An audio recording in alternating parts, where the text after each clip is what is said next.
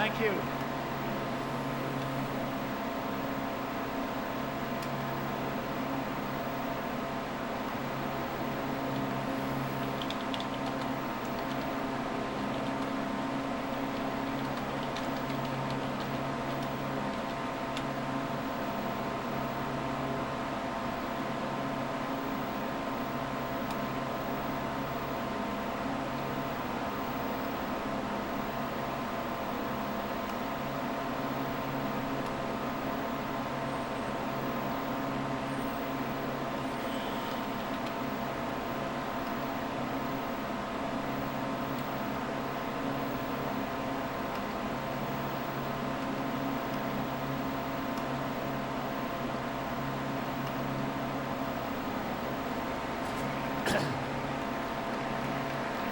Thank you. Sorry if I'm a bit croaky this morning. I think I did a lot of talking yesterday. So, I'm going to give a short talk now about Quebec and why it matters. And then I'm going to be joined on stage by Jimmy Rossetti of Bright Insight and my colleagues of Wandering Wolf. They both just returned from Quebec where they've seen outrageous things. And we're going to be talking about what's been happening there, but I'm going to set that up with this initial presentation about why I think Quebec matters. And there it is before the recent roof covering, which has completely destroyed the atmosphere of the site. You can see the beauty and the majesty of it. This extraordinary megalithic site, which is 7,000 years older than Stonehenge, and which appears virtually out of nowhere with no obvious background, whereas Stonehenge has a very long, detailed background. And the I showed this slide yesterday, I just want to pay tribute again to Klaus Schmidt, the late Klaus Schmidt, the kind of archaeologist I wish they were born in the world. He was such a good man, so passionate about this, and it's shame that his successors are trying to undo all the aspects of his work. This is the Istanbul Chronicle, and Klaus' wife is quoted in here because she's horrified by what's happening as well. The Istanbul Chronicle wants to be accessible to everyone, provided readers with views that subject to clearing and biased. Basically, after Klaus Schmidt's passing in 2014, excavation efforts at Göbekli Tepe stopped, and then in 2016, project management was translated to Doğuş Group, a prominent Turkish conglomerate, and we'll go into the implications of that. But a couple of remarks from Klaus Schmidt's widow. She's also an archaeologist. She visits Göbekli Tepe annually. She was shocked by the change. She has described the situation as absurd and has shared unseen photos of the road construction on Instagram, sparking further conflict among the archaeological community.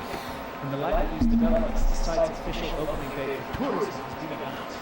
This announcement symbolizes how the government's intention with Göbekli Tepe is fully economic, meaning no one will intended for any time soon, raising concerns in the archaeology community. And then shortly after, Klaus Schwab, founder and executive chairman of the World Economic Forum, made a statement declaring that the Göbekli Tepe excavation has been left for future generations. The most important archaeological site in the world is no longer going to be left for future generations. And this statement has been interpreted by some, including me, as an admission of the cessation of ongoing archaeological work. So, critics question how the Gygesz group has been given such privileges in the light of stop excavations of the alleged damage to the site. Ultimately, since 2016, all excavations of the Göbekli Tepe, a site of extreme historical significance, has reportedly been stopped. We've got the roof on the site, we have this whole column of trees. Thank you to Jimmy for drawing attention to the issue of the trees, those olive trees. We know that there are hundreds more megalithic pillars under the ground, huge circles of them under the ground which have never been excavated. Those trees were planted directly on top of precious archaeological sites, with their roots going down into the archaeological sites and destroying them. And that would have carried on if Jimmy Grosseto had not drawn attention to this. When he drew attention, when Jimmy drew attention to the harm being done by these metal trees, he was initially by the archaeological community who tried to calm the fears. They said there's no problem with the trees, they're not going to do any damage. But as the pressure continued and as the exposure of what's happening at the Göbekli Tepe continued, suddenly, one day, they cut down the trees. Yeah, it shows the pressure works. It shows the pressure works. It shows we have to keep our eye on them. We need to be watching and what they're doing with our collective heritage.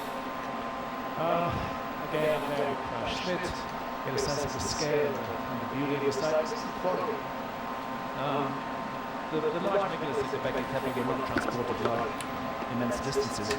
Majority were quarried within 100 meters or so of the main stone circles. This is a pillar, very large, about 50-ton T-shaped pillar, but they never continued quarrying it out because a fault was actually multiple faults were discovered in the rock. And you can see these interesting carvings that we find all over the site. This is particularly intriguing. I find this icon, human figure. This is an anthropomorphic figure. We don't see a fully developed head, T-shaped.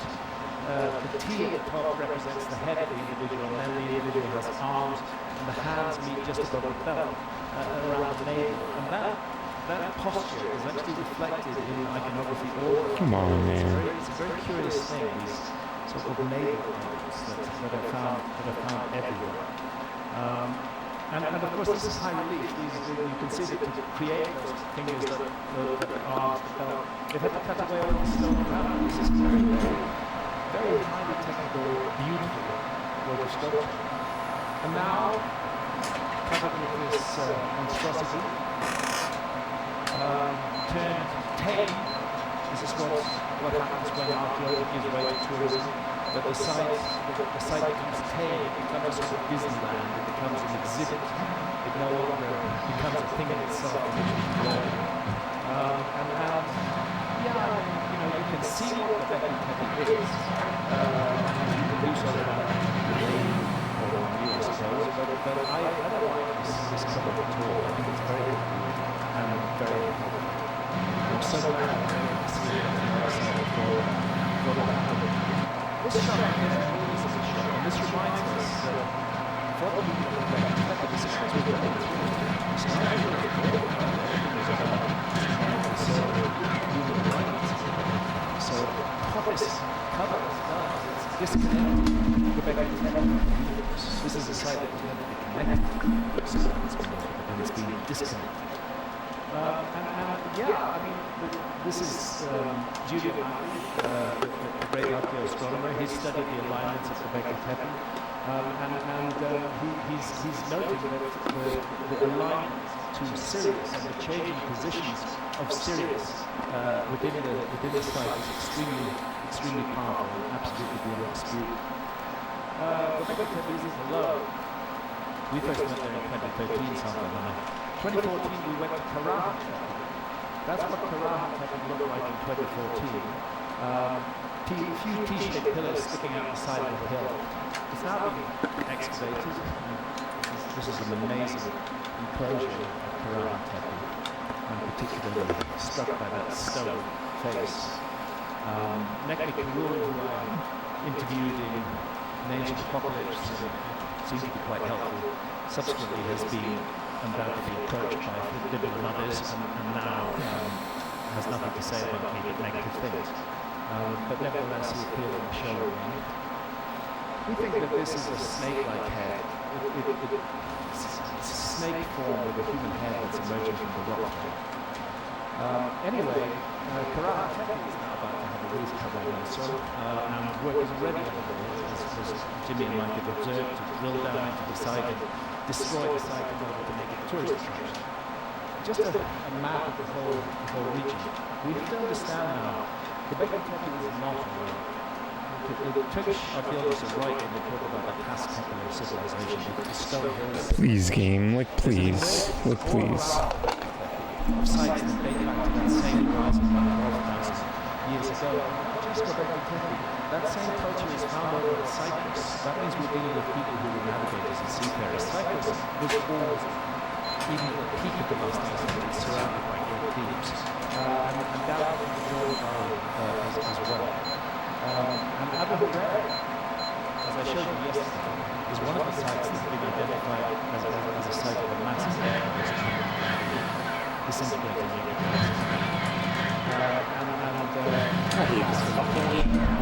I hate this stupid fucking game. Like, fuck you. And if you look at the Tepe, we can see that it is situated between the headwaters of the Tigris and Euphrates River. What does Mesopotamia mean? It means between the rivers. Göbekli Tepe is sitting right there. Above. What up, Cody? What up, brother? Earliest ever human civilization appeared. Sorry, man. I don't want to be negative. I cannot accept. I thought that was the run, man. Then some stupid guy comes. What's up, man? Not you. I mean the guard. But it's deeply hidden. Hard to see. There's a much suppression of air. What's up, man?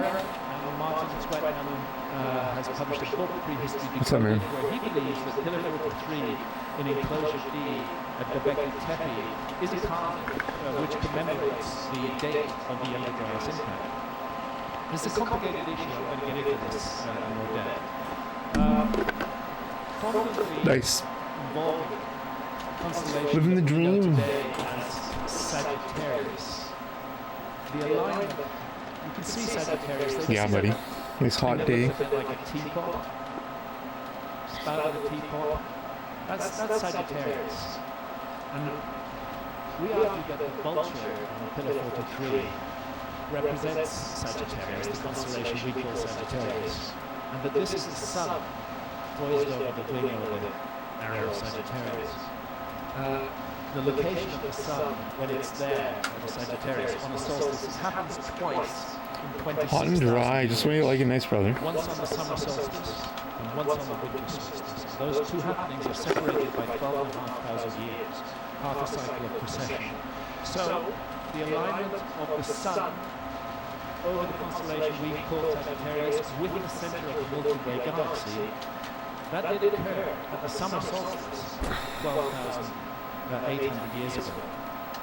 But it also occurs at the winter solstice in our time today, the same alignment occurs 12,500 years later, half a precessional cycle later. And so the one occurrence was on the summer solstice around 12,800 years ago, and the most recent still ongoing is the winter solstice in our present epoch. So I'm there with Martin. That isn't Göbekli Tepe, that's a model of Göbekli Tepe in one of the major museums at the nearby town of Şanlıurfa. And we're talking about imagery on Pillar 43. The airburst over Abu Hurairah, so close to Göbekli Tepe, would have been a massive regional phenomenon. Remember, for centuries, On the basis of this and much other evidence, Sweatman concludes that the imagery of Pillar 43 is an astronomical diagram featuring constellation figures with the summer solstice sun located just above the spout of the asterism figured by the astronomers of Göbekli Tepe as a vulture with outstretched wings and nominated by modern astronomers as the teapot of Sagittarius. As such, the pillar serves as a date stamp for the epoch of the Dryas impacts some 12,800 years ago. But the story doesn't really begin with Martin's 2019 book. The story begins earlier. It begins in 2013 with an article that I accepted for publication on my website by a remarkably insightful individual called Paul Berwick. And actually Paul was the first to notice the curious nature of the figures of Pillar 43 and to tie them up with the center of the galaxy and Sagittarius. From the very beginning, Paul, in his work, was looking at the winter solstice moment when the sun aligned through Sagittarius with the center of the galaxy. In fact, what he argued was that pillar at Göbekli Tepe had been carved to forewarn of the future time. The next time that there would be a solstice alignment.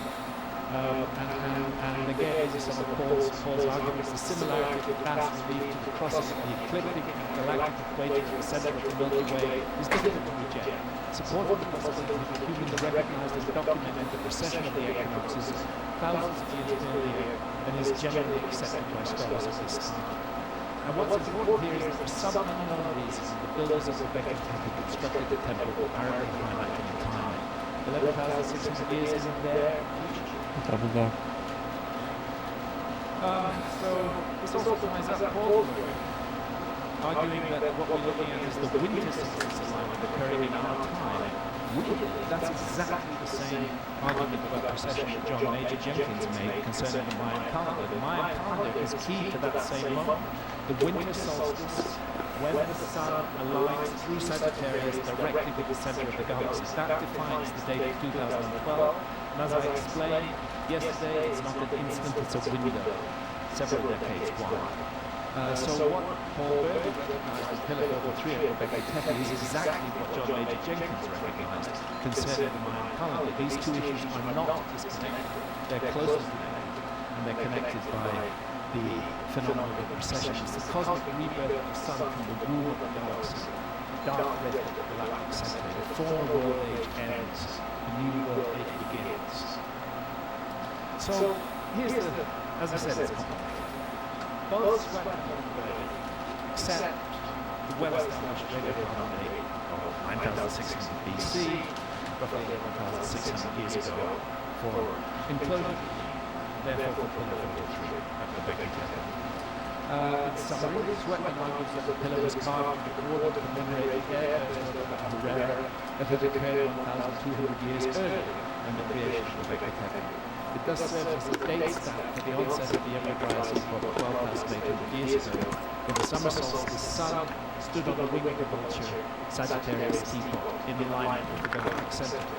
On the other hand, for Berwick, the ancient astronomers of Göbekli Tepe 11,600 years ago focused not on the summer solstice, but on the winter solstice. On his analysis, therefore, the imagery of Pillar 43 results from forward precessional calculations, much like those of the ancient Maya with their 2012 calculation, and depicts the sky of our own time. What if both? What if that pillar actually does commemorate the 12,800 year ago event and does contain a message for the future? What if Pillar 43 not only records and commemorates the Abu Huraira airburst at the onset of the Dryas, but also uses the universal astronomical language of precession to carry a message to the future, the forward? If you want to send a message to the future, for goodness sake, don't write it down in a script.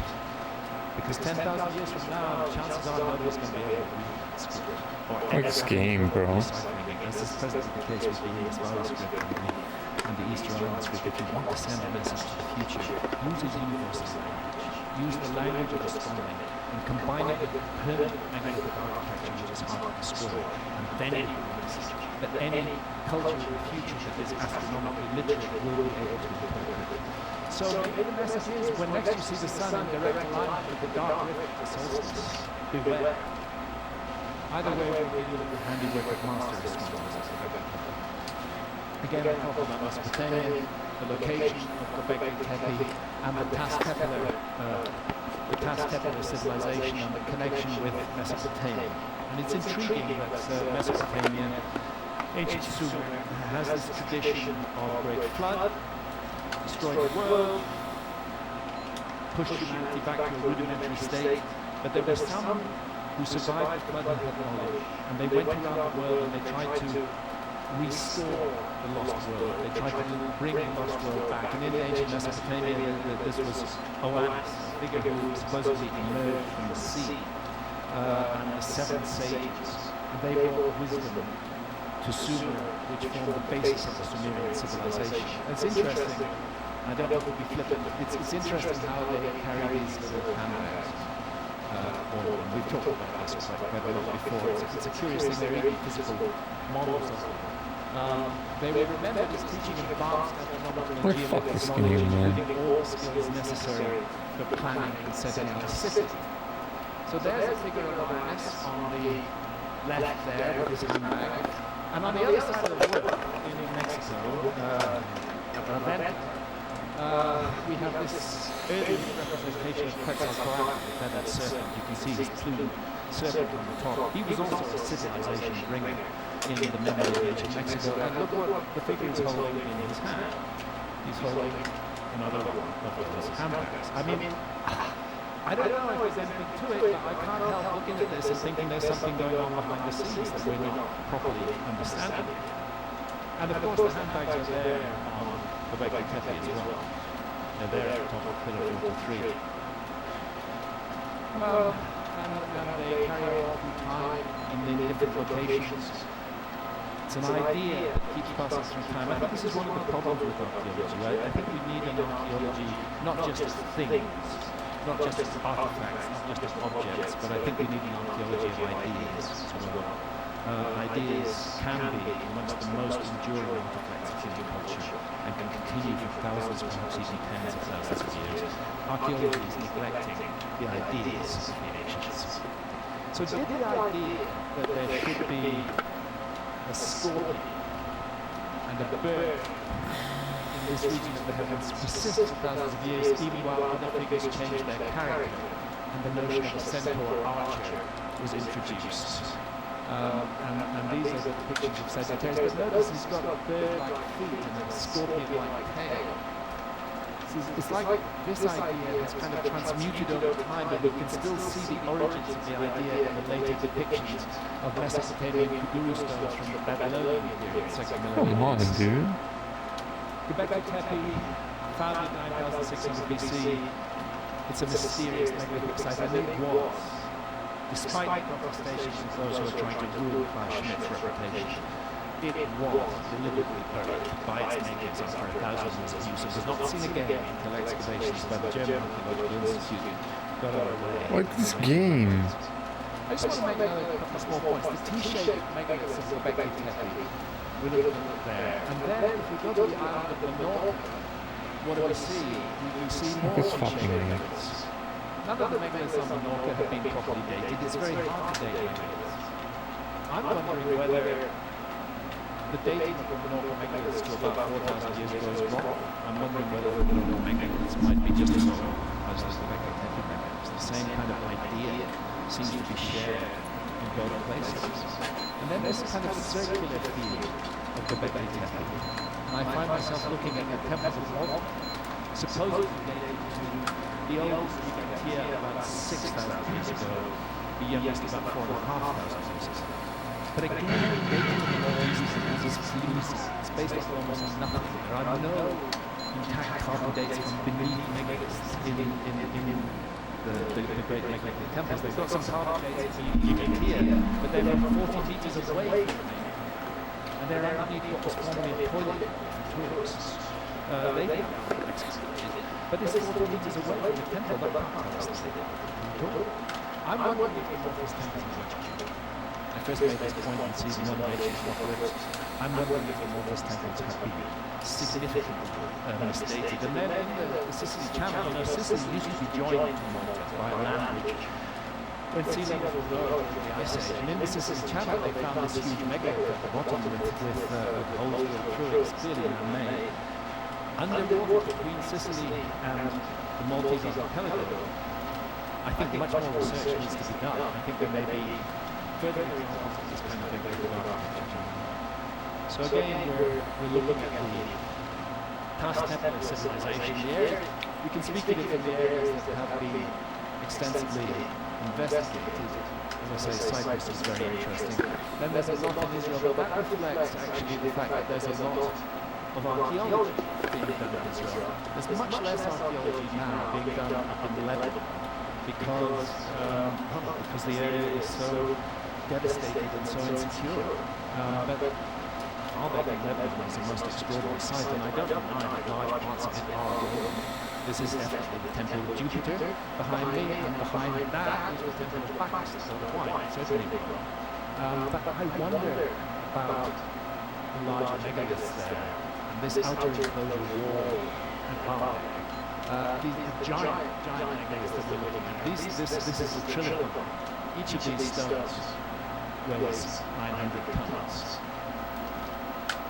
And they're positioned about 25 feet above the ground. I'm just sitting on top of one of them there. And you can see that gap and these enormous 900-ton blocks. Looking up in there, now there at my feet is the single piece of evidence that archaeologists point to say, no, those huge blocks were also put in place by the Romans. That single piece of evidence is definitely a part of a Roman column, and it's down at the base of the wall. But let's think about this. This place was sometimes used as a fortress. This place was constantly attacked. Attackers undermined foundations to try and get underneath. I think we would repair using Roman material much older site. And of course, the extraordinary naked blocks still left in the quarry. Supposedly the Romans, although they could lift 900-ton blocks, 30 feet in the air, they couldn't lift 1,000-ton blocks, so they just did all the work and then just left it in the quarry. This one weighs, the one I'm standing on, weighs 1,000 tons.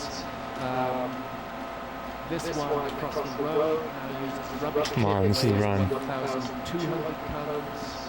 And new one discovered just at the bottom there. Slow pause. The slow pause. And the argument is that the Romans did all this work to cut these out, but then just abandoned them. And I think that's a very un-Roman thing to do. If they truly couldn't move 1,000 or 1,200-ton blocks, they would have left. They'd have sliced them up like loaves of bread, and they'd have used the small blocks that they created. They would have had use for them. These were groups of practical culture. They wouldn't have left them there. I think the whole 100 times and back? Wow.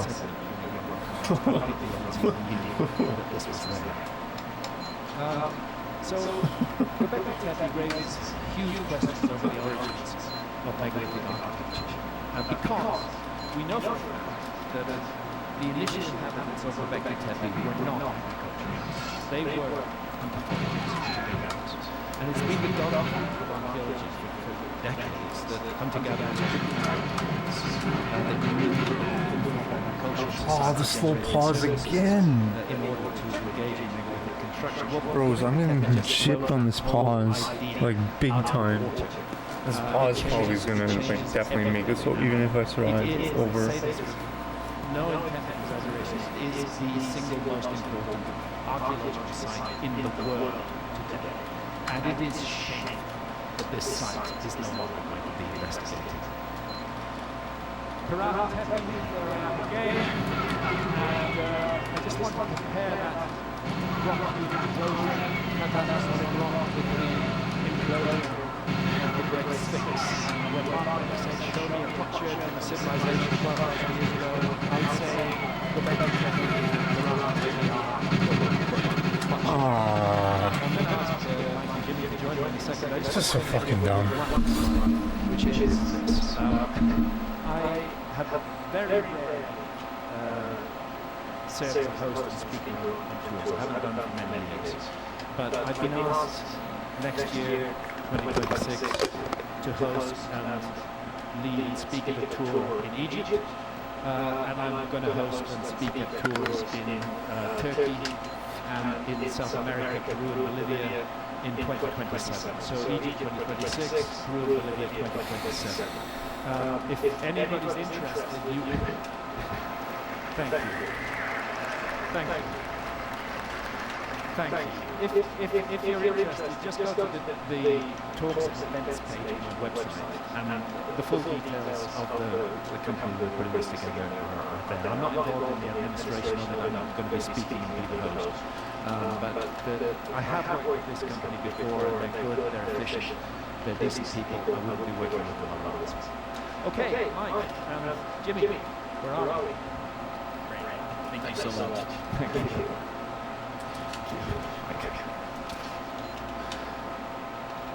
So I think that neither Jimmy nor Mike need an introduction. You all know who they are. Jimmy is right inside. He's brought a whole new approach to looking at the problems of the past. And Mike Collins is just a master videographer. His channel, Wandering Wolf, records years of detailed, intense study of megalithic sites all over the world. Mike is really putting in the legwork. He's seriously and deeply studied these sites, and I would urge everybody here, if you haven't subscribed to Jimmy's channel, please do. If you haven't subscribed to Mike's Wandering Wolf channel, please do. You'll not regret it. It's really worth looking at the work that these two guys are putting out. Thank you, Graham. So, I'll sit in the middle. Right, so how should we begin? You both just returned within a week or two from Göbekli Tepe, Karahan Tepe, you also went to Cyborg.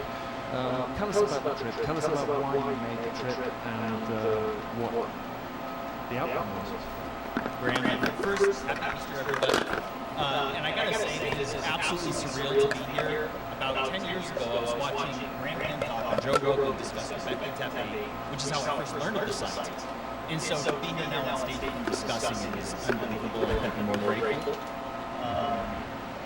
Thank you. Thank you. And as far as our trip to Turkey, I would not have been able to be there if it wasn't for Mike Collins of Wandering Wolf, as well as Nikki from the Nikki M. Jones podcast, and her husband Joaquin. Thank you guys so much. And the timing of it I consider divine, because the fact that they were there and they were doing the last stages of tree removal, I can't wrap my head around just what are the odds of that day of all days, just finishing it up. I don't know, it just feels like poetry in some way. Yeah, absolutely. To see that, them removing the trees, the last of the trees there, and really the fruit trees where... Yeah, those trees are still there if you have your own attention. You know, this goes to show. In my first video on Göbekli Tepe, or a follow-up video, June of last year, at the very end of the video, I said it will only be through the court of public opinion that any meaningful changes would be possible. And sure enough, you make a big stink online, it goes viral, put the authorities in positions where they have to respond. And it seems that the Turkish ministry is quite sensitive. And, you know, the fact that they had even allowed those trees to be planted in the first place. Let me first say that the planting of the trees themselves may have not been a conspiracy. The landowners looking to increase the value of the land as the Turkish government was going to take it over. But that was a full 10 years after excavations had began. And so it should not have been acceptable. It shouldn't have been tolerated for them to plant 1,000 olive trees on the site in the first place. They should have just compensated them. Because sure enough, you fast forward 20 plus years later, they confirmed that the roots were damaging the ruins. And how this all started is, you know, my first video on my channel right on site was talking about Göbekli Tepe. And at that time, I was 5% excavated. So I'm like, okay, let me put this in the back burner for a little bit. Let them do more excavations, and I'll circle back to this later. So last year, I'm like, hey, I haven't talked about Göbekli Tepe in a number of years. Let me just dive into it. And I was astonished to see that the percentage of excavations hadn't changed. The estimated was somewhere between 5 and 10%. And I'm like, that's the same percentage that I heard Graham Hancock talk about on Joe Rogan, you know, 8, 9 years earlier. So I'm like, what's going on? And then I started looking at the various aerial photographs of the site itself. Göbekli Tepe consists of approximately 22 acres. And I'm looking at the portions that they've excavated is no more than just a few acres. So I'm looking at all those trees surrounding the entire site. And so I asked, and I said, where did exactly like this in the video? Here is a very sincere question. Are any of these trees planted on top of ancient ruins? Well, that turned out to be true with Dr. Dietrich, who had physically excavated the site himself. And that showed two things. One, that there's no intention in the immediate future to actually excavate the site. And two, I thought that tree roots were notorious for damaging whatever lays below, damaging foundations of houses, sewer lines, and everything else. So that's kind of what led me down this path. And yeah, I mean, your thoughts. Let's say Yeah, I've seen the damage that trees can do to sites around the world, and they can reduce an ancient structure to level within a generation or less. So, this being done was hugely important for the site. And I think the big takeaway when we went there was it doesn't look like anything is, the focus is now tourism. And you get the sense of that as soon as you walk in. And the roofing system that they built was built directly into the site. So not only did we go see the trees, we're making that discovery of these massive pile of steel beams. They're going directly into the site. And so we're talking about a major... And you guys have shown this as well. We can see the damage. Very critical. Just meters, feet from Pillar 43. Yeah. It's drilled right into the heart of the system. It's a pool.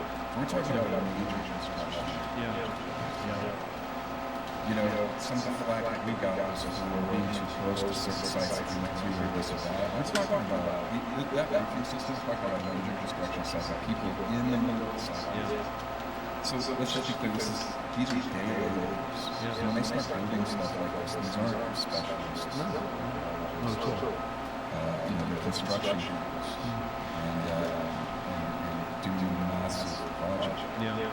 And so that's what we saw. It was reinforced by going to Göbekli Tepe and being able to document the day, which Jim has shown so well in his recent video. They're in the process of building the roofing system now, and we were able to see the holes in the side there. So we were able to get an idea of what they did to Göbekli Tepe, which was a 20-foot piercing directly into the system. To establish the infrastructure for the roof. They're now building, to anyone that's not familiar, you saw the roof as Graham highlighted. They're building the same thing with Colorado Tepe. They're in the initial stages of it. They just drug up approximately a dozen holes, like say 20 feet deep. And I kid you not, they drilled right into the heart of the unexcavated portions of the archaeological site itself.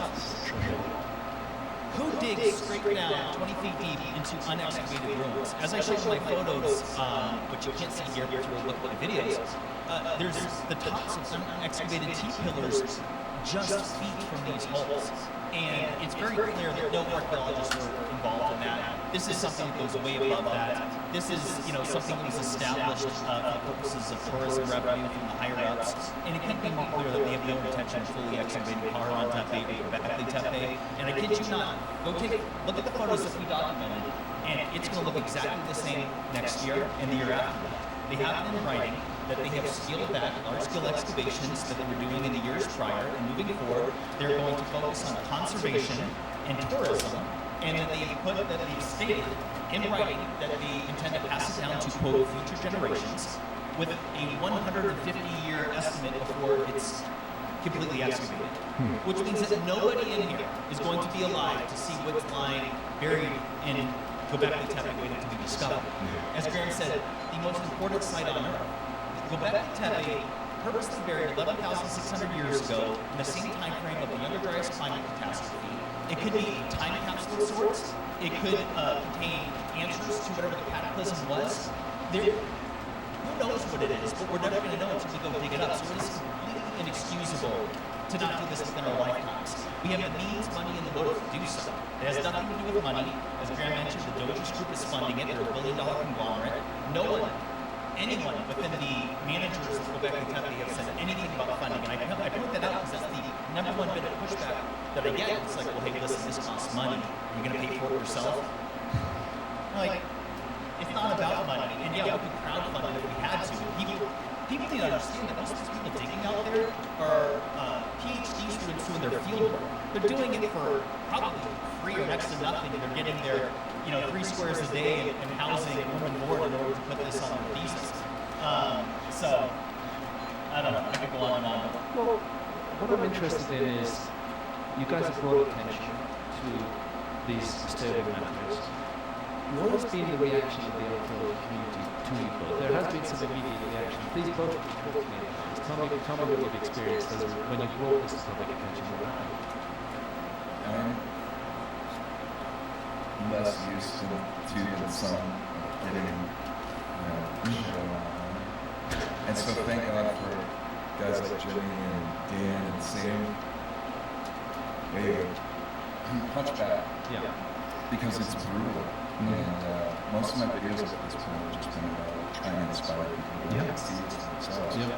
So the pushback has been pretty intense. They're right now actively trying to rewrite the narrative. And they refuse to answer the questions that we raise about important issues like building directly into the heart of the site.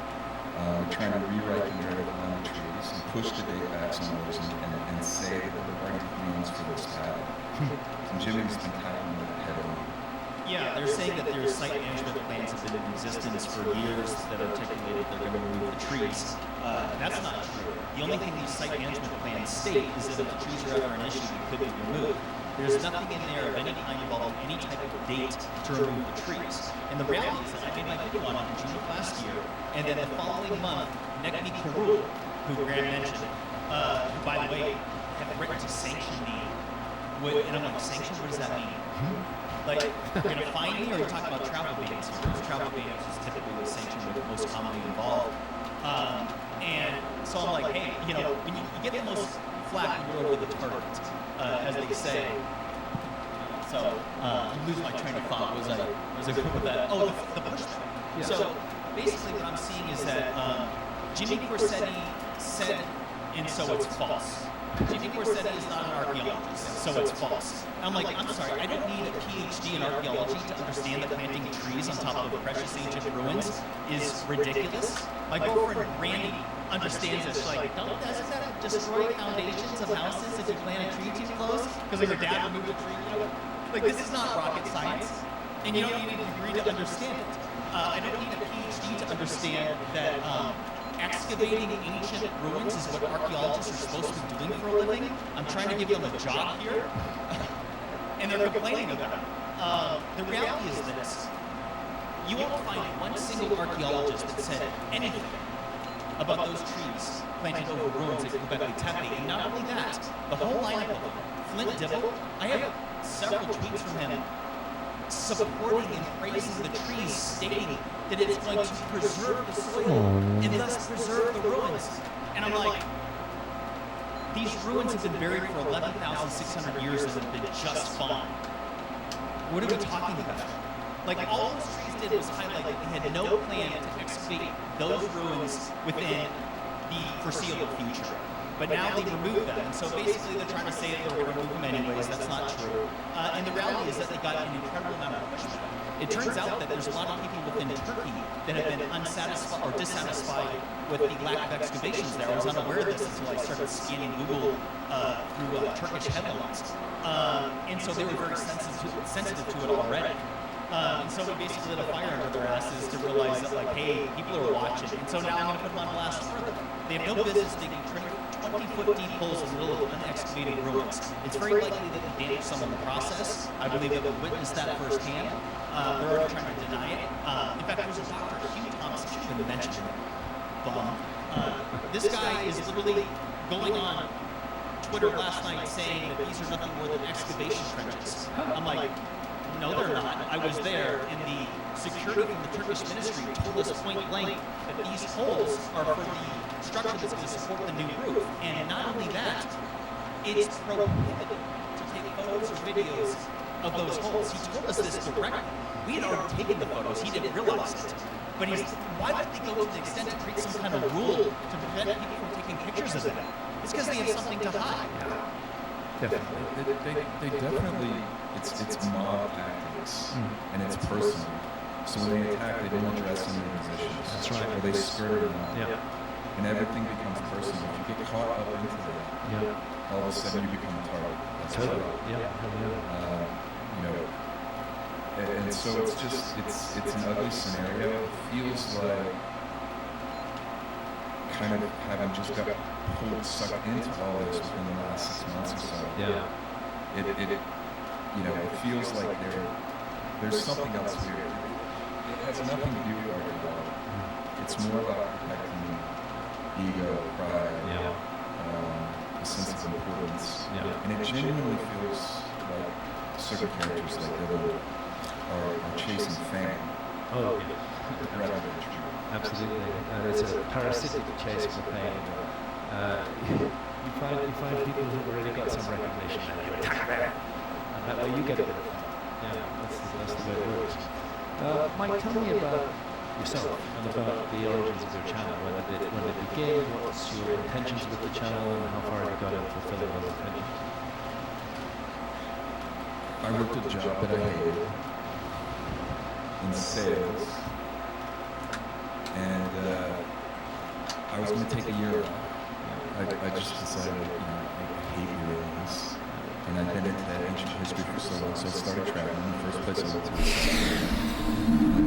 was it's just like, this is, I don't know what this is.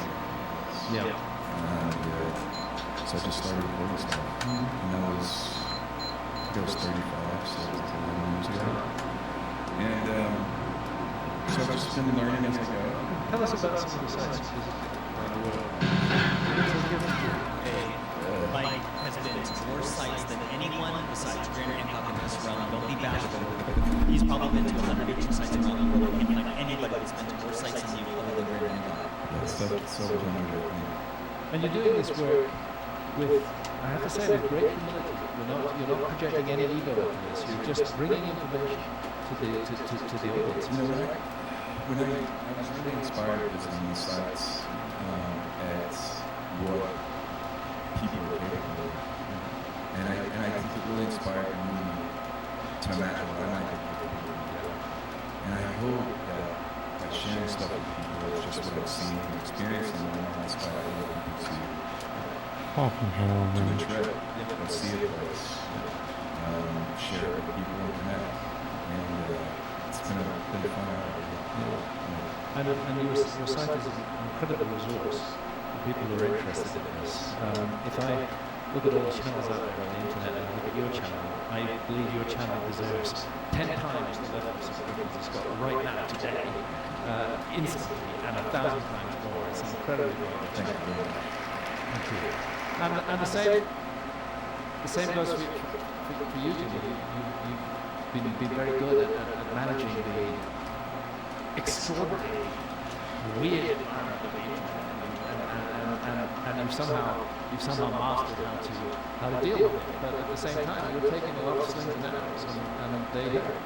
You know, I'll admit, I can be sensitive sometimes to some of the criticism. Like, I've been called a Nazi, I've been called anti-Semitic, I've been called a white supremacist, and I'm like, Join the club. and I'm like, this isn't something you say to people, unless it was true, and this is nothing more than character assassination. But for me, I just have a little bit thicker skin. I'm just naturally a fighter. It's not that I'm a tough guy, it's just that if you push me, I'm gonna punch you. And these people, they can't outthrow me. And like, you know, I was a soldier. I did combat missions in Iraq, and like, so when I look at some of these people making fun of me online, I'm like, these people don't scare me. I'm like, I've done something that was far more scary than anything they can lob at me. So I kind of laugh about it. I don't take it quite as seriously as some. And there's some moments that I do. Some people can strike a nerve sometimes because some people will try to really go out of their way to try to upset you. But to be honest with you, I'm one of these weird things where the more pushback I get, it just emboldens me. Some of my best creativity and my mind items of evidence that I'll present came from those moments when I was getting the most heat. For some reason, my brain starts firing with ideas, and so they pick the wrong one, and I'm never going to stop. Like, I don't, what are they going to do? You know, and by the way, these people, Flint Dibble is trying to accuse Mike and I of breaking the law in Turkey for visiting the site of Cyborg, which is a sister site of Göbekli Tepe.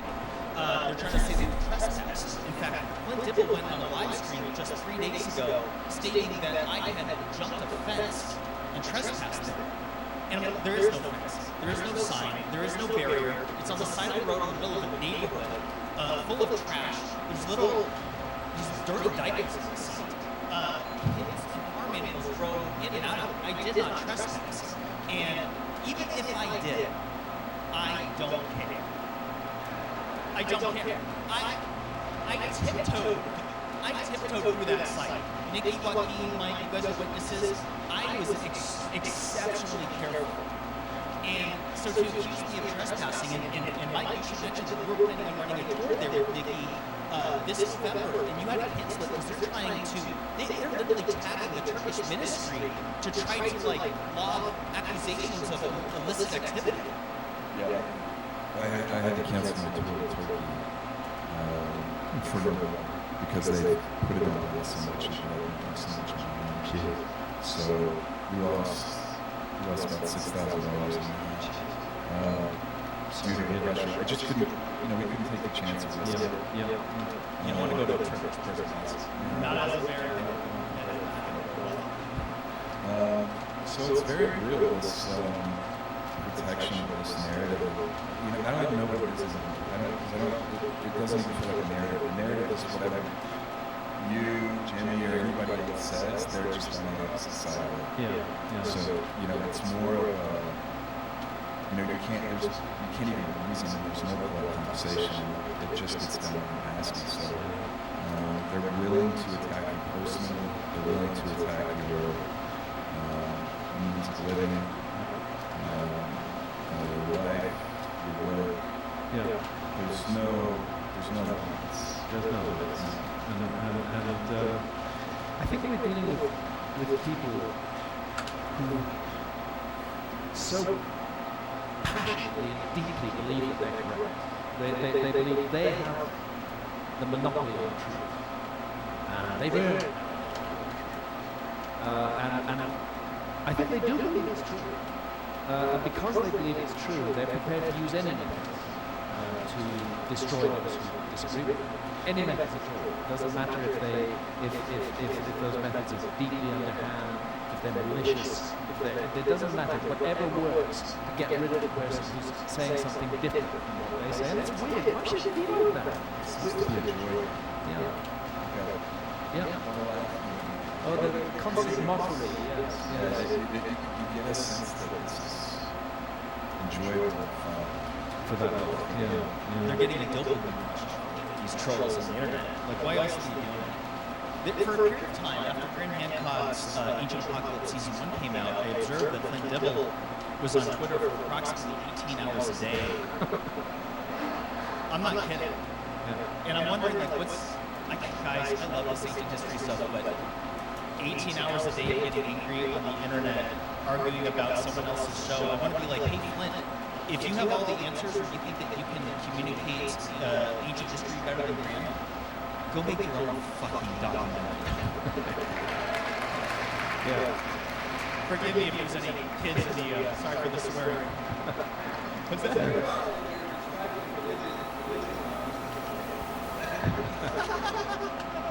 And those on the other side of it, see, the skeptics, it almost feels like they're in a cult, to be honest with you. You criticize it, they get visceral and toxic and nasty. But the reality is that the court of public opinion is on our side, and I would say that with the emergence of this alleged recent discovery underneath the Great Pyramid, with those scans that came out, whether that's true or not, that situation went ultra viral. That thing went so viral like nothing else I've seen in any recent times. And you know what that shows you? Is that the interest in lost ancient history as an all-time high and is continuing to grow. Graham Hancock has proved this. How many countries has your books sold? Like Fingerprints of the Gods? I think it's 33. 33 languages. Yeah, and it's encouraging that Fingerprints was published in 1995. We're now in Come on. 2020. So we're Oh. talking 30. Are we talking 30 years? Yes. Yeah. The book is 30 years old. So I'm encouraged and strengthened by the fact that the book is still in print and is still being read by people. And my policy with books, obviously my ideas develop as time goes by, and I may change my mind on certain points of view, but when I've written a book, I never go back and interfere with the original text of the book. I leave it exactly as it was written, without a single change. If I'm going to bring out a new edition, what I may do is add an introduction and an epilogue, an afterword to the book, but I will never change the initial words. So, yes, I think I did make some mistakes in Fingerprints experience, but I've tried to rectify those mistakes in future books to keep developing and learning, and I'm doing so because of my passion for the subject and because I believe it really matters. So to hear myself constantly referred to as a fraud, as a hoax, as a liar, and I've devoted my life to this, it's discouraging. It's deeply discouraging. And you know, I think what they're trying to do is, if there's enough of these words projected at the individuals that they don't like, they hope that some of them will stick and that they can eventually get rid of those people. And my concern is that illusion that they're creating, this straw man that they're creating, Come on. that's what's going to go down in the historical record, not what really happened. Look at this game. And that is discouraging. But I'm enormously encouraged by the fact that we have many open-minded people. Many of whom are sitting in this room today. Open-minded people. Open-minded people who think for themselves, who are willing to take information from many different sources and come to their own conclusions about it. One of the things I detest about the archaeological regime at the moment is that they are really saying, you, the general public, you don't need to think. We'll do your thinking for you. Just listen to us. That's all you need to do. If anybody else says anything different, that person is a liar and a hoax. Trust the experts. Trust the experts. And my God, we live in a time when we need to not trust the experts. The experts themselves often don't know what they're doing. We've got to be our own. We've got to be our own leaders. We've got to stop being led. We've got to be our own leaders and make our own decisions and not allow other people to decide for us. Yes, gather information from many different sources. Always be careful. Don't let anybody else think for you. It's all the more reason why you need outside eyes to come in to see something new. There was this story I heard when I was doing an internship that back in late 2000, like 2008, 2010, Walmart was looking to greatly increase their online sales with Amazon. What they did was they hired an executive from Pepsi-Cola, which is far more than a soda company. They're a distributor more than anything else. And the story goes that on day one, literal day one, this executive came in and saw some sort of opportunity for improvement that drastically changed the operations for Walmart. So I think this is like What up, Cam? What up, brother? and it's like, where were the archaeologists to ask questions about the trees in Göbekli Tepe? It's just an outsider. Wow, you wrote thanks, Joe, and he's already talking about mushrooms. That's crazy. Camarado. Camarado, come on, man. Come on. It's roasting you, man. People go into, when they get their degrees, they get narrow-minded because they're required to memorize various textbooks, and so it can narrow your focus and distract you from the big picture. And so now more than ever, just this field is open-minded people. Guys, what's the way forward from here? And how can everybody in this room who would like to do so, how can we all help? What's the way forward? Jim posted something about archaeological. Yeah. So if you're at a place, take pictures, take videos, share them. I think speaking out more and more. There's, you know, tourism itself is inherently bad, but there used to be no there's not anymore. Archaeology goes up to a certain point, and then it stops, and it's all profit focused after that. And we're losing our history for the pursuit of money. And so, I don't know if you can go backwards because the sides are too entrenched. So it almost feels like something needs to be torn down to the studs and rebuilt. Yeah, absolutely. The idea I had was Oh. audits. Every site you go to, take as many photos and videos as possible. Who's shooting me? Go through it. And again, court of public opinion. Blasting things out. I mean, the proof is I guess that such a fucking if it stupid wasn't game. for the massive negative attention that they got on all of those trees there, there's no doubt that those trees would still be there. The reality is that this was they weren't. It's out of sight, out of mind, so to speak. They're focusing on everything else.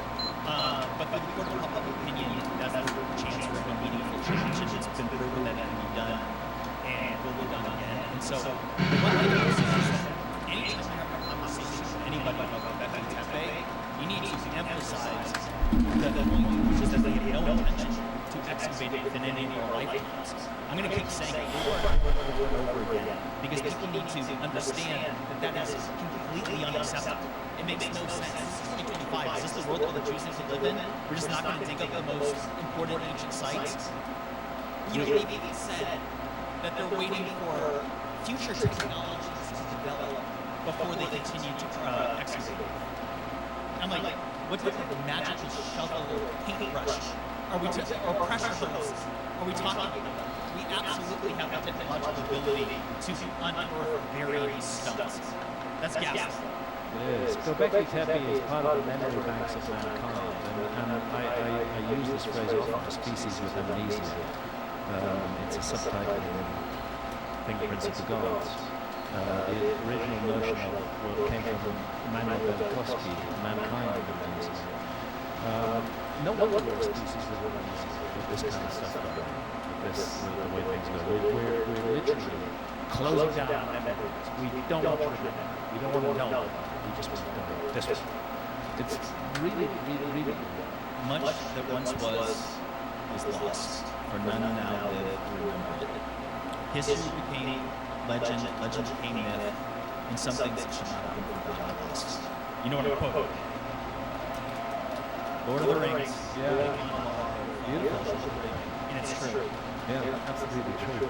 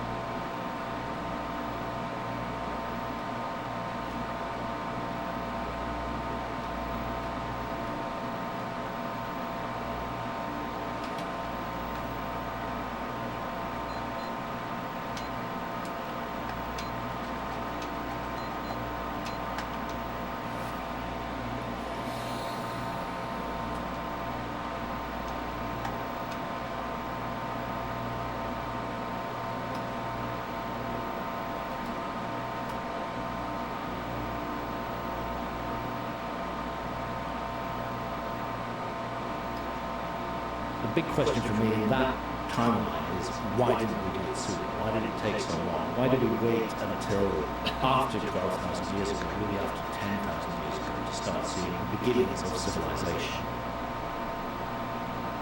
The following is a conversation with Graham, a journalist, the author, who for over 30 years has explored the controversial possibility that there existed a lost civilization during the last ice age, and that it was destroyed in a global cataclysm some 12,000 years ago.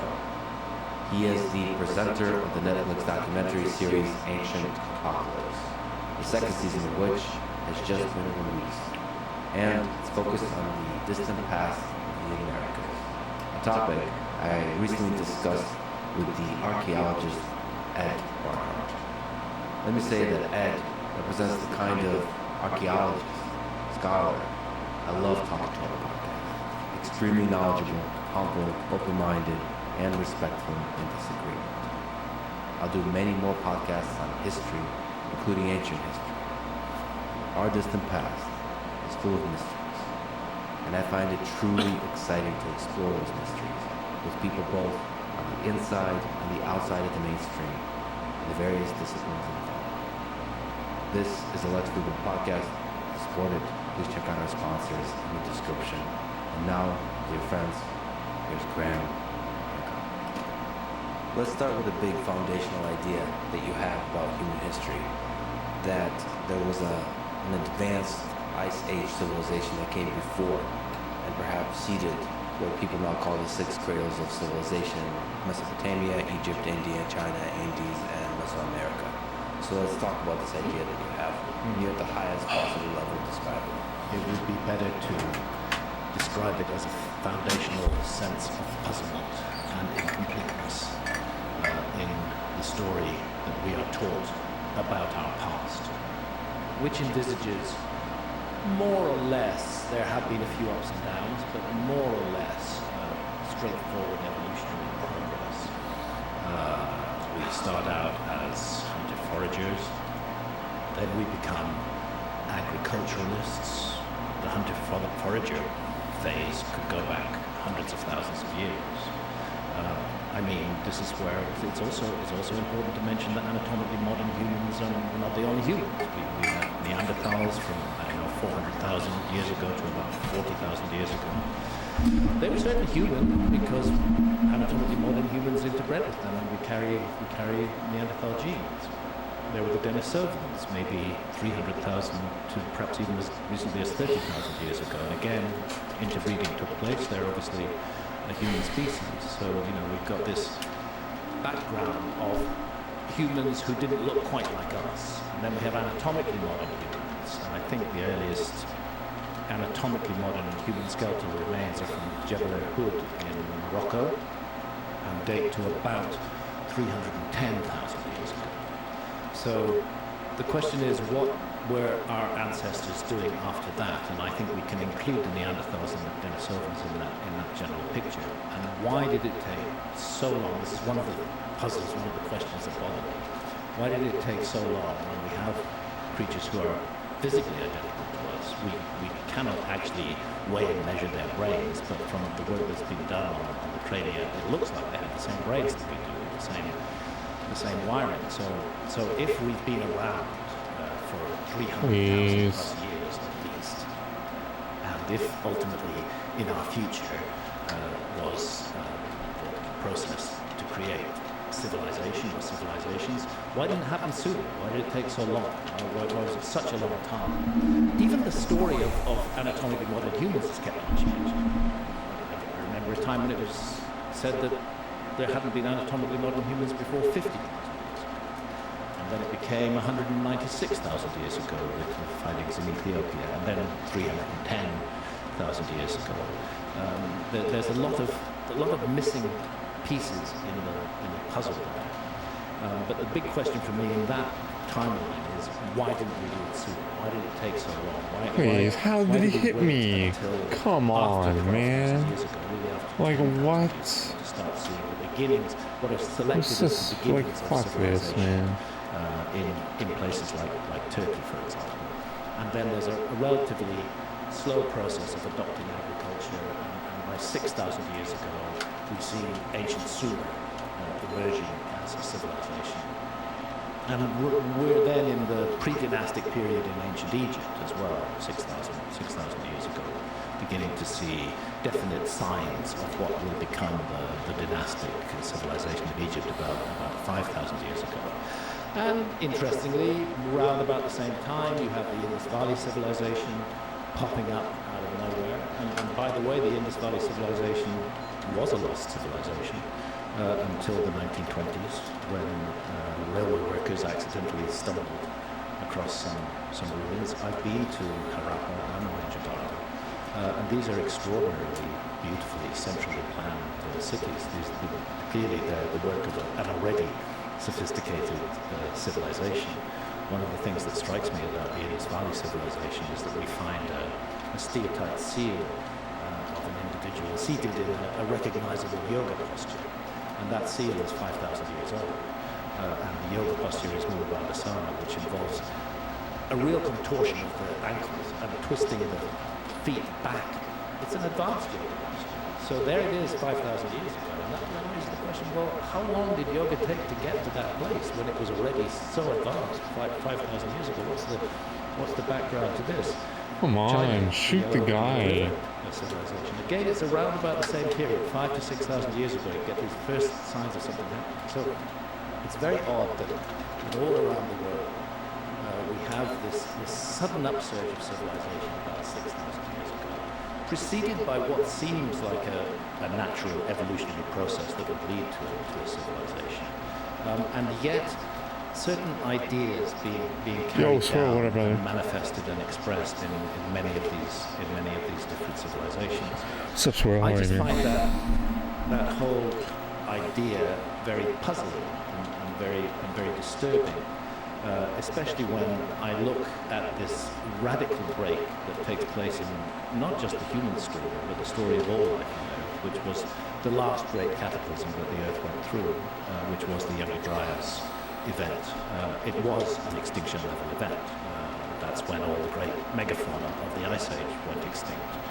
It's after that event that we start seeing this, what are taken to be the beginnings of the first gradual steps towards civilization. We come out of the Upper Paleolithic as it's defined, the old end of the Old Stone Age, and into the Neolithic.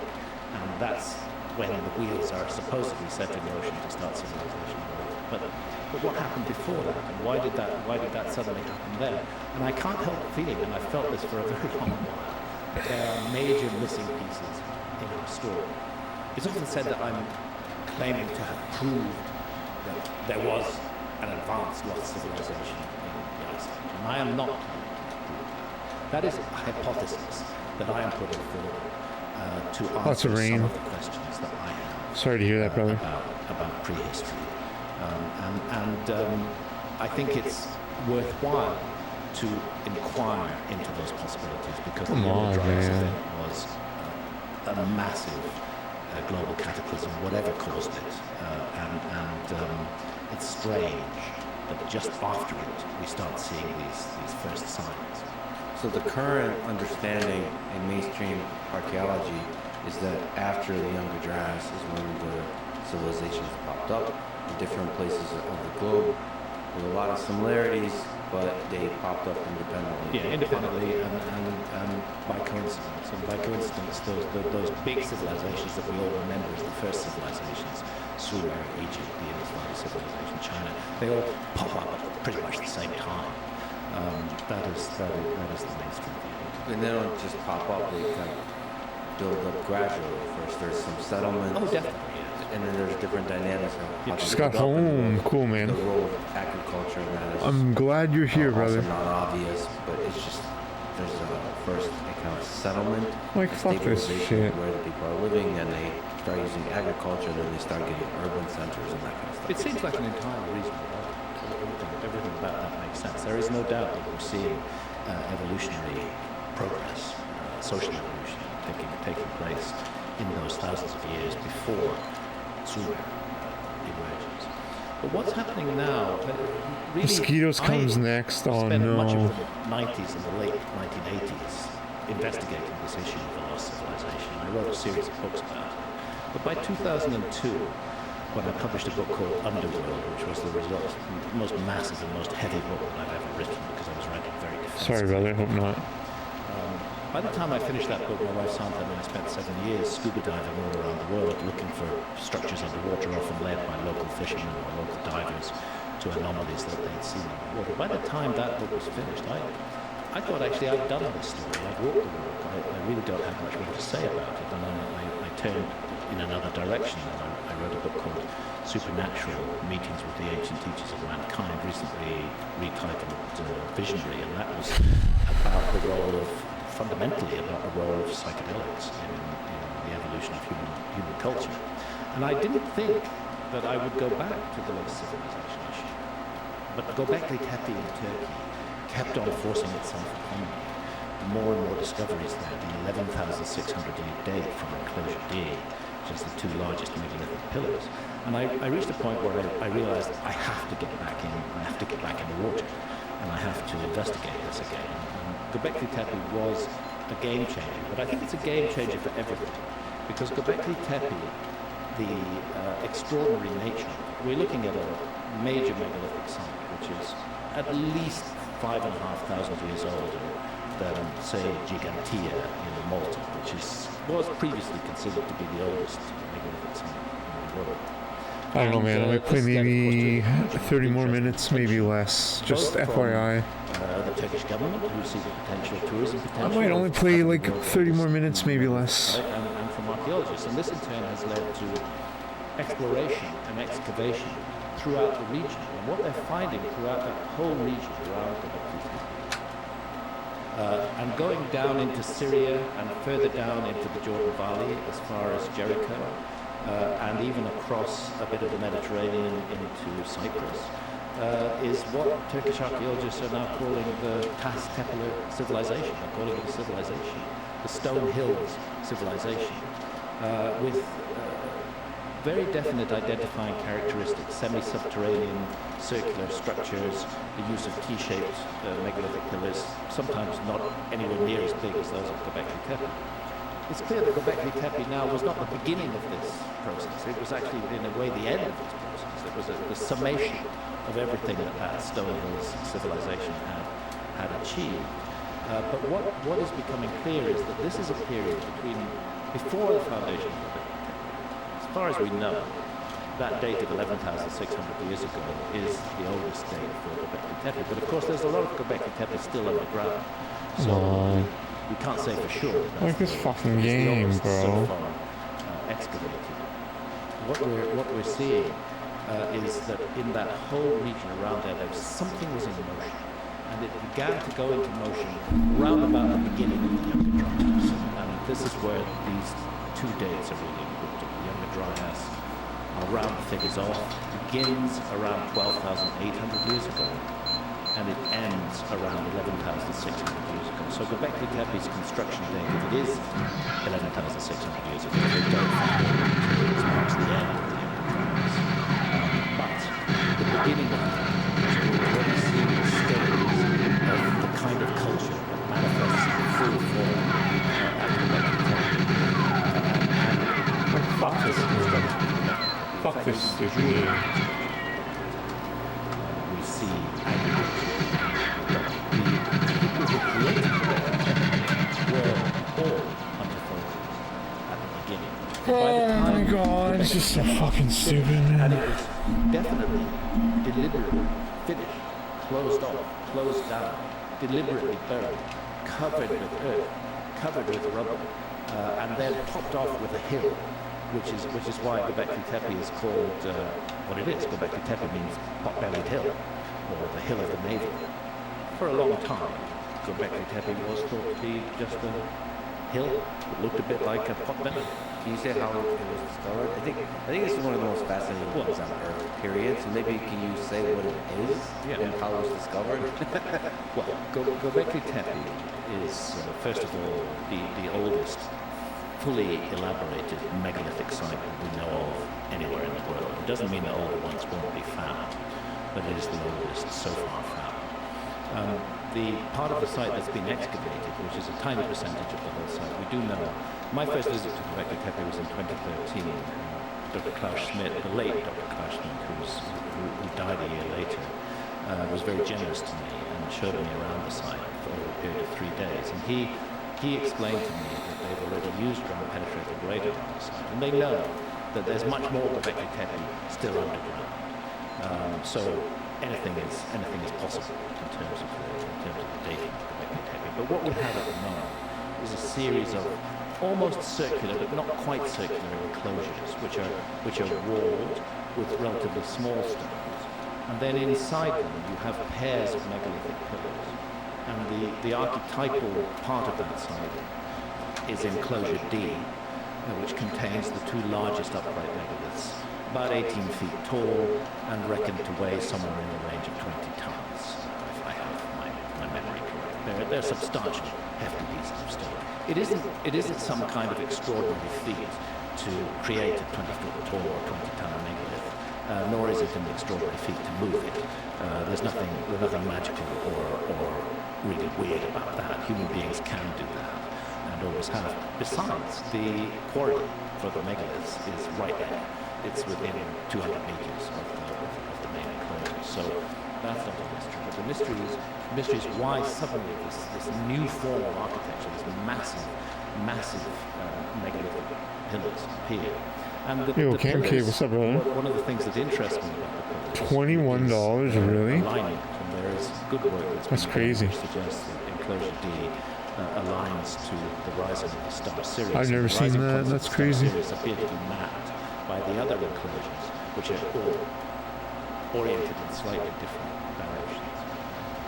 It was the work entirely of hunter foragers, but by the time Göbekli Tepe was completed, agriculture was being introduced and was taking place there. Now you asked how Göbekli Tepe was found. The answer to that is that there was a survey of that pot-bellied hill in the 1960s by some American archaeologists. And they were absolutely looking for Stone Age material from the Paleolithic. And they had found some Paleolithic flints around there, so it looked like a good place to look. But then they noticed, sticking out of the side of the hill, some very finely cut stone, bits of very large and very finely cut stone. And looking at that, the workmanship was so good that those archaeologists were confident that it had nothing to do with the Stone Age. And they thought they were looking at perhaps some Byzantine remains. And they abandoned the site and never looked into it further. And it wasn't until the German Archaeological Institute got involved, and particularly Klaus Schmidt, who I think was a genius, had real insight into this, and started to dig at Göbekli Tepe, that they realized what they'd found, that they'd found potentially the oldest megalithic site in the world.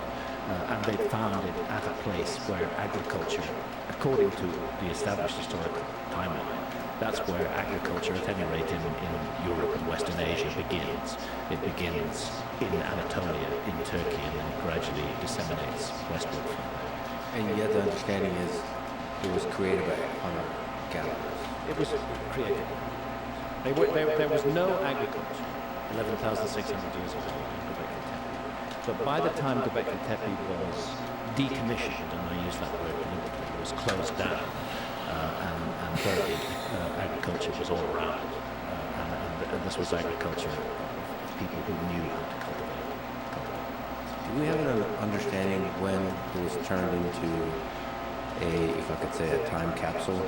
So protected by forming a mound around it? Is it around that similar time? It stood from roughly 11,600 years ago to about 10,400 years ago, to about 8,400 BC.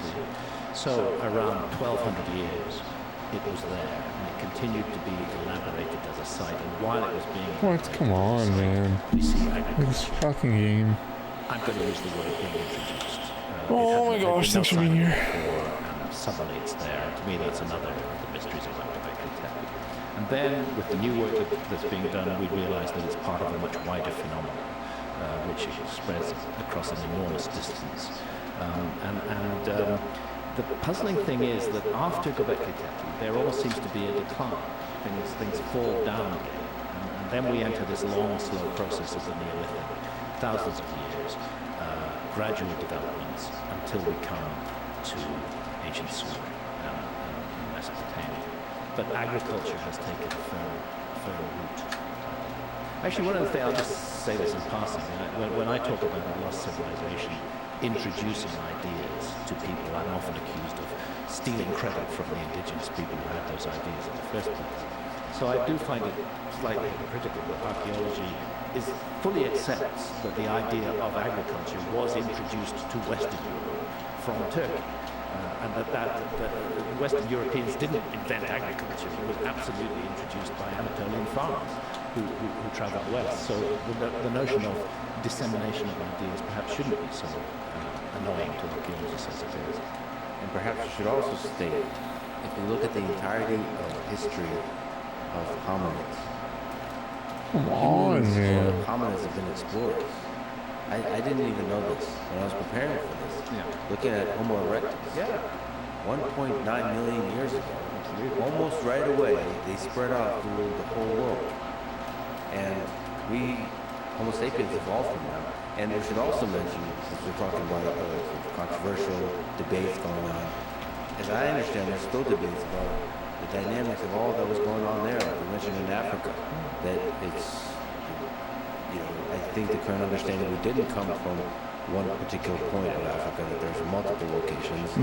This is the out of Africa theory. I think it's more than a theory. It's really strongly evidence. Why? Because we're part of the Great Ape family, and it's an African family. No, And there's I did doubt not. that Toad. human beings are Or deep Cam K origins. did not, brother. But then there, as you rightly say, there were these very early migrations out of Africa by species good idea, that though. are likely ancestral to anatomically modern humans. Make a including compelling definitely argument. Homo erectus and the astonishingly distant travels that they undertook. Yes, I think there is an urge to explore in all of humanity. I think there is an urge to find out what's around the next corner, what's over the brow of the next hill. And I think that goes very deep into human character, and I think it was being manifested in those early adventures of people who left Africa and Gotta traveled look up all around the more. world, and then settling in different parts of the world. I think a lot of Yeah, good anatomically point. modern human evolution took place outside Africa as well. Not Interesting. So I guess the general puzzlement that you're filled with is, given that these creatures explore and spread and try out different environments, why did it take hundreds of thousands of years for them to develop a complicated society settlements? That's the first big question. Why did it take so long? And that raises in my mind a hypothesis, a possibility. Maybe it didn't take so long. Maybe things were happening that we haven't yet got hold of in the archaeological record, which await to be This discovered. might be the last run, And honestly, of of course, there are today, huge of my parts the life. world that have not been studied at all by Not of my archaeology. life, but seriously, this But I the think this fact might be the that- last run the of fact today. that huge Like, parts of the world have not been studied at all by archaeology is not in its I'm place just alone like, I'm enough done. to suggest that we're missing a said chapter in the human story. you had The and got reason feel that I come bloated. to that isn't only Entrance, puzzles interesting, about bro. that 300,000 year gap. Thanks, man. Thanks for It's the also info. to do with the fact that there's common iconography, there's common myths and traditions, and there's common spiritual ideas that are found all around the world. They're found amongst cultures that are geographically distant from one another, and that are also distant from one another in time. They don't necessarily occur at the same time. And this is where I think that archaeology is perhaps desperately needing a history of ideas as well as just a history of things. Because an idea can manifest again and again throughout the human story. So there are particular issues. For example, the notion of the afterlife destiny of the soul. What happens to us when we die?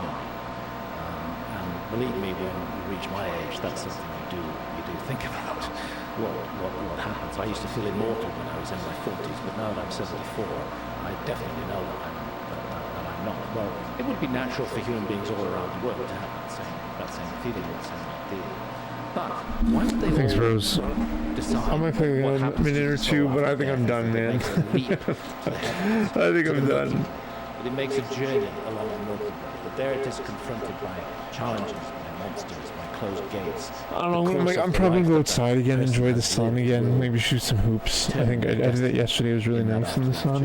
And this idea, the path of soul, it's very strongly found in the Americas, right from South America through Mexico, through into North America, but it's also found I appreciate you being here, in man. ancient Egypt, in ancient India, in ancient Mesopotamia, the same idea. No, it's cool, it's cool. I like this game. It makes you focus, it makes you it makes you try, you know what I mean?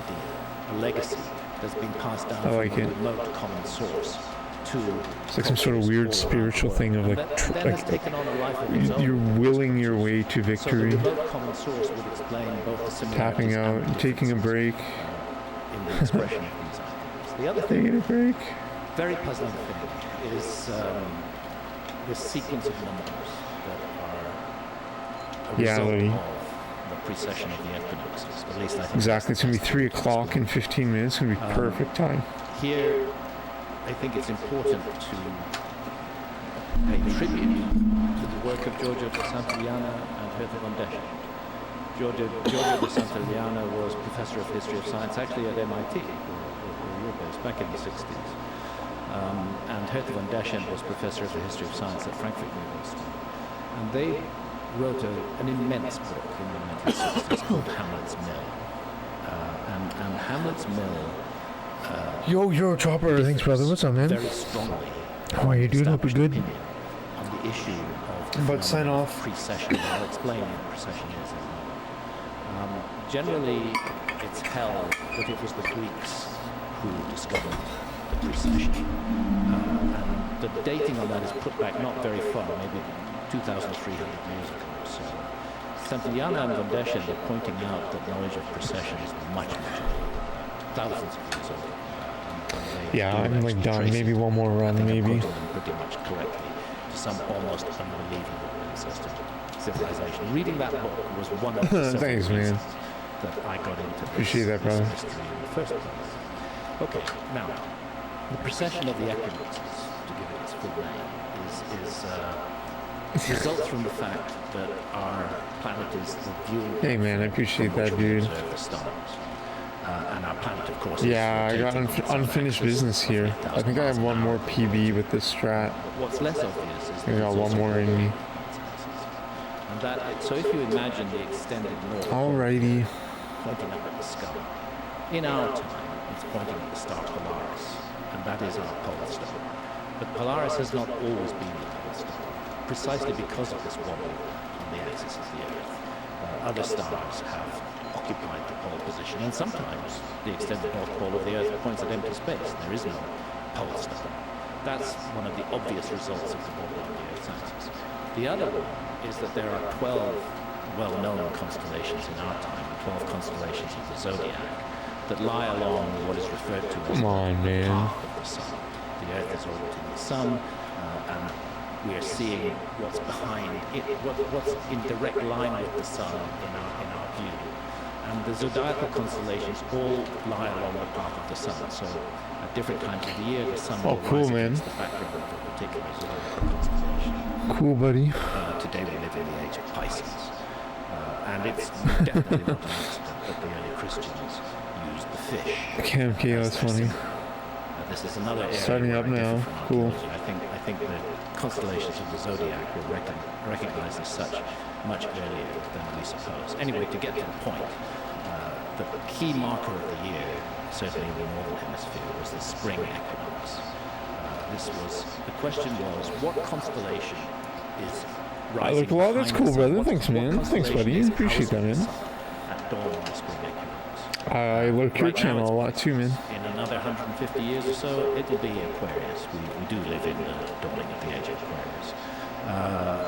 Back in the time of the late ancient Egyptians, it was Aries, going back to the time of the season before. Sorry Before for that, yawning it in was the mic. Taurus, and so on and so forth, just backwards through the zodiac until Thanks, brother. 12,500 years ago you come to the age of Leo, when the constellation of Leo houses the sun on the spring equinox. Now this process unfolds very, very, very, very slowly. The whole cycle, and it is a cycle, it repeats itself roughly every 26,000 years. Put a more exact figure on it, 25,920 years. That may be a convention. Some scholars would say it's a bit less than that, a bit more, but you're talking fractions. It's in that area, 25,920. Come on. And to observe it, you really need. All right, this is the last run of the day. Because it unfolds very, very slowly at a rate of 1 degree every 72 years. Slow. Parallel that I often give is So last run. Come on, let's pray. Please. In one lifetime, in the Please. 72 years, is about what you're thinking. It's not impossible to notice in a lifetime, but it's difficult. You've got to pass it on. And what seems to have happened is that some ancient cultures, a culture that Santayana and Bondeshan calls an almost unbelievable ancestor culture, worked out the entire process of precession and selected the key numbers of precession, which the most important number, the governing number, is the number 72. But we also have numbers related. No, come on. 72 plus 36. Like why? The animation, I always get that animation. I always get the instant turn animation. Like, come on, man. Like, fuck you. That was my fault, but I mean, still, that animation. Who were involved in killing the god Osiris. I wouldn't have survived anyways. It's moot. It's fucking. It's all just bullshit. It's all shit. There are 432,000 in the Rig Veda. 432,000 is a multiple of 72. At Angkor in Cambodia. No, it was like each of 100 worse. Yeah. Bridge to Angkor Thom. Yeah, I hear you, man. You have figures on both sides. That was fucking bullshit, man. Which are holding Fuck this game, the man. body of a serpent. That serpent is I wouldn't have survived anyways. What they're doing is they're churning the Milky Whatever. Ocean. The same metaphor of churning and turning that's defined in the story of Hamlet's Mill and Loda's Mill. There are 54 on each side. 54. I think I 54 is 108. need to take a break. I think I need to take a break, guys.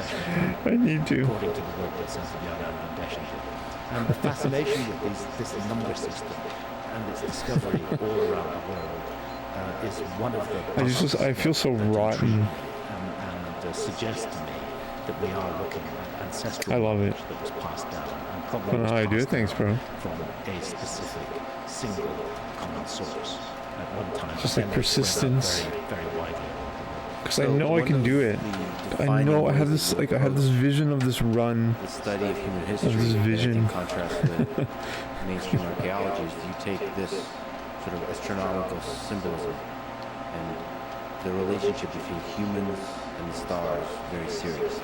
I do, as I believe the ancients did. I think it's important to sort of consider what humans would have thought about back then. Now we have a lot of distractions. We have social media, you can watch videos on YouTube, whatever. But back then, especially before Fuck you. electricity, Fuck your ass. the stars is like the sexiest thing to talk about. There's no light.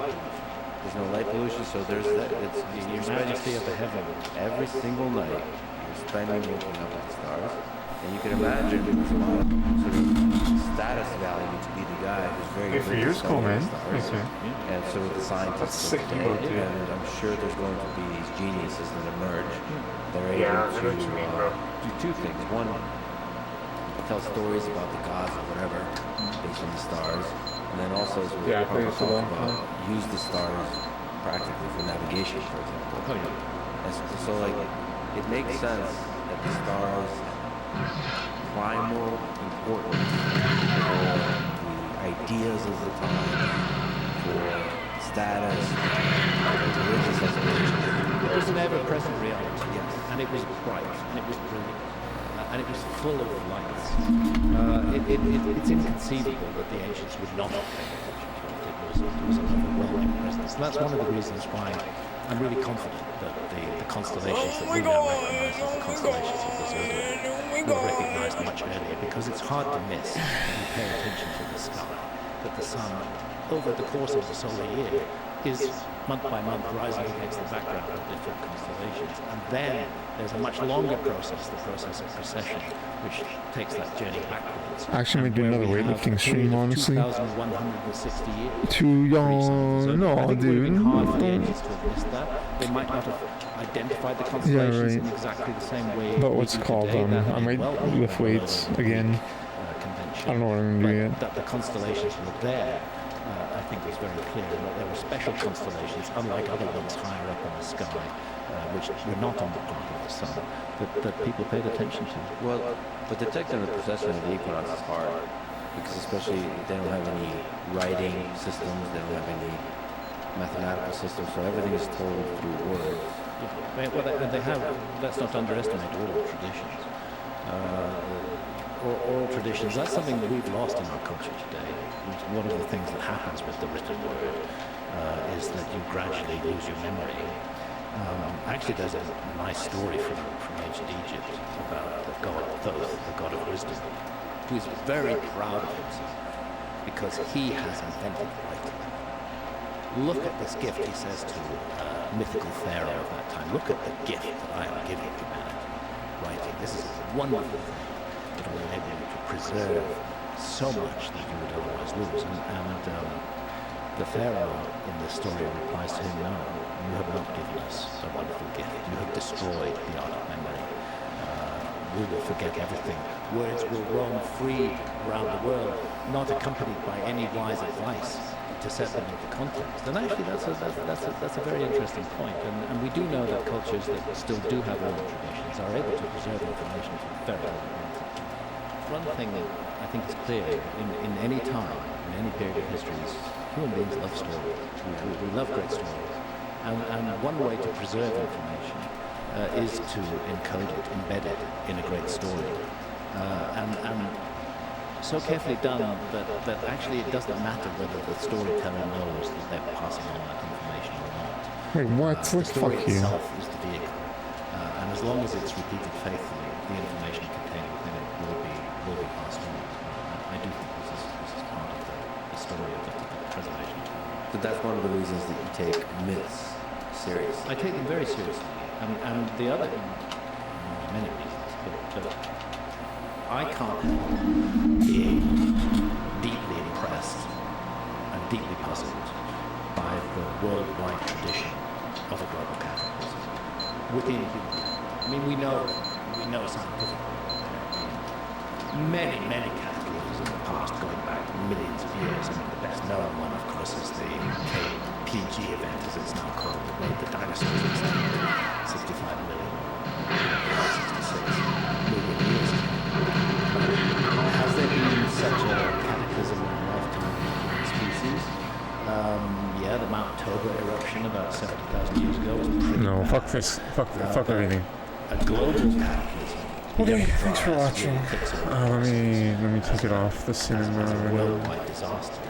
I'm submarine somebody. Sea level rise, both at the beginning and at the end of the Younger Dryas. It definitely involved the swallowing up of lands that previously had been water. And I think it's an excellent calendar for this worldwide tradition of the global cataclysm, of which one of, but not the only, distinguishing characteristics was a flood, an enormous flood, and the submergence of lands that had previously been above water, underwater. The fact that this story is found all around the world suggests to me that the archaeological explanation is, look, Thank you for being here. Thank you. people suffer local floods all Thank the time. I mean, as you. we're talking, What? It didn't rain? Why? there's flooding in Florida.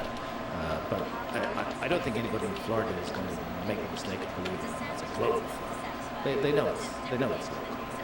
But that's the argument largely. Thank you. The flood myths, so that some local population experienced a nasty local flooding event, and they decided to say that it affected the whole world. I'm not persuaded by that, particularly since we know there was a nasty epoch, the Younger Dryas, when flooding did occur, and when the earth was subject to events cataclysmic enough to extinguish entirely.